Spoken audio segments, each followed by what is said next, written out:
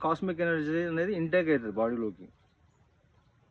అది మనకు అన్కాన్షియస్‌గా జరుగుతుంటది స్లీప్‌లో ఉన్నప్పుడు.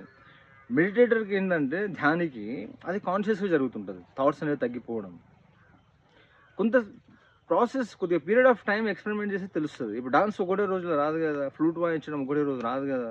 మనకు చదువు ఒకటే రోజు రాలేదు గదా! ఈ మెడిటేషన్ వైపు, యోగా, ప్రాణాయామ, మంత్ర చాంటింగ్ వైపు కొంతమంది కోరికలతోని వస్తుంటారు. కోరికలతోని వచ్చినోళ్ళకి జరుగుతాయి. కొద్దిగా టైం ఎక్కువ తీసుకుంటది. ఎందుకంటే వాళ్ళ థింగ్‌ని ఏ విధంగా అయితే మనం దాన్ని చేంజ్ చేసి దాన్ని సాధించాలి అని కోరుకుంటున్నామో, ఆధ్యాత్మికతలో అదే విధంగా చేయడానికి వచ్చినప్పుడు అదే అడ్డంకిగా మారుతది. ఏ థా ఏ పొసెసివ్‌నెస్ లేకుండా చేస్తే అది మనకు తొందరగా సిద్ధించడానికి అవకాశం ఉంటది. సో, మనం ఎప్పుడైతే మెడిటేషన్‌లో మనం ఎంటర్ అయితామో, మెడిటేషన్ ఎనీ మెథడ్ అన్నిట్లో ఎనర్జీ ఉంటది. అది మనం చేసే ఇంటెన్సిటీ, మన సిన్సియారిటీని బట్టి ఉంటది.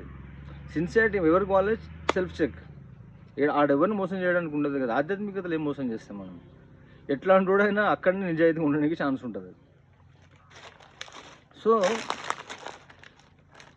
మెడిటేషన్ చేస్తున్న కొద్దీ థాట్స్ తగ్గిపోతుంటాయి.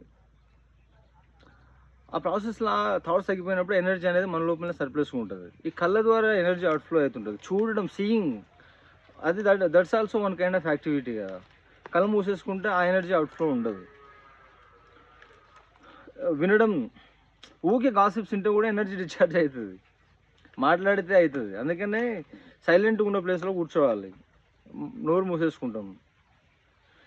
బ్రీత్ అనేది యాక్షన్ కాదది. బ్రీత్ అనేది సహజంగా జరుగుతుంటది. మనం గుర్తుంచుకోవాలది.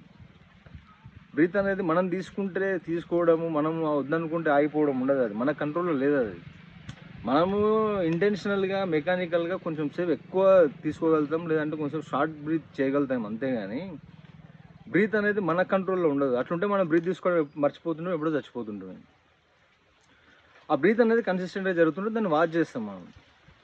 లేదా బాడీలో జరిగేటువంటి సెన్సేషన్స్‌ని చూస్తుంటాం, విట్‌నెస్ చేస్తుంటాం. థాట్స్ వస్తుంటాయి, థాట్స్‌ని విట్‌నెస్ చేస్తుంటాం. అన్నీ ఎప్పుడైతే విట్‌నెస్ చేస్తుంటామో అవన్నీ సరైన దారిలోకి వస్తుంటాయి అవి. వాచింగ్ అవేర్‌నెస్ అనేది అదొక చెప్తున్నా కదా! అది ఒక ఖడ్గం అది. మనం ఏదో ఒకటి నాన్‌సెన్స్ థింక్ చేస్తూనే ఉంటాం. ఒకసారి దాన్ని అబ్జర్వ్ చేస్తే అది చాలా వరకు సెటరేట్ అయిపోతదది. మన బ్రీతింగ్ అనేది తీసుకుంటూ ఉంటాం. దాన్ని ఒకసారి చూస్తే ఏమైతదది, అది సెటరేట్ అయితది. యాక్చువల్‌గా అది మనం బెల్లీ నుంచి బ్రీత్ చేయాలి. డీప్ బ్రీత్ చేయాలి. ఇదన్నీ చేసినప్పుడు ఏమైతదంటే